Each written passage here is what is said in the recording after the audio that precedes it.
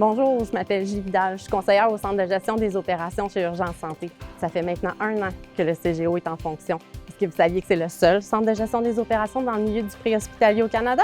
Alors suivez-moi, je vais vous faire découvrir ce qu'on fait. Si vous avez l'opportunité de venir nous visiter le jour et la semaine, vous allez avoir la chance de rencontrer Mme Chantal-Mathieu, notre secrétaire.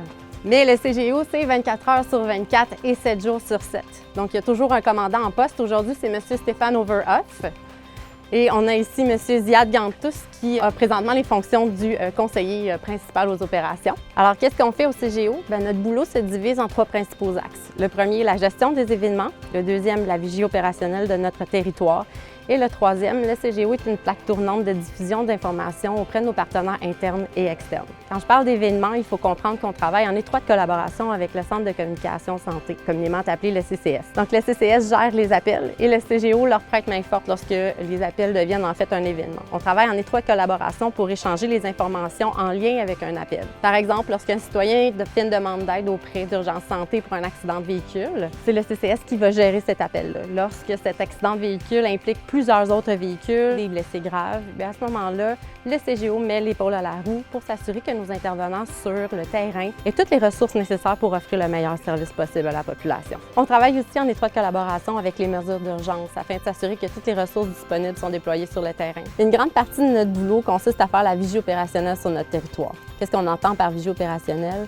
En fait, c'est tout ce qui pourrait impacter nos opérations, donc des conditions climatiques qui ne sont pas favorables, des informations qu'on recueille sur les réseaux sociaux, par exemple une manifestation qui est en train de se concocter. On a accès aussi, par l'intermédiaire de l'actualité, à toutes les informations en temps réel qui nous permettent de prendre des décisions pour éviter des impacts majeurs sur nos opérations. C'est aussi nous qui faisons le travail des actions de prévention, en fait, c'est-à-dire pour le manque d'effectifs. Donc, on analyse les effectifs disponibles un peu en amont et on prend des actions qui sont révisées jour après jour pour s'assurer qu'il va y avoir suffisamment d'effectifs sur le terrain. C'est aussi nous qui avons la responsabilité de déclencher les mesures d'action de protection, ce qu'on appelle les MAP. Cette situation-là se produit lorsque le nombre d'appels que l'on reçoit dépasse la capacité d'y répondre dans un délai normal. Le Centre de gestion des opérations observe une vigie sur 63 événements préétablis qui figurent au système d'alerte corporative.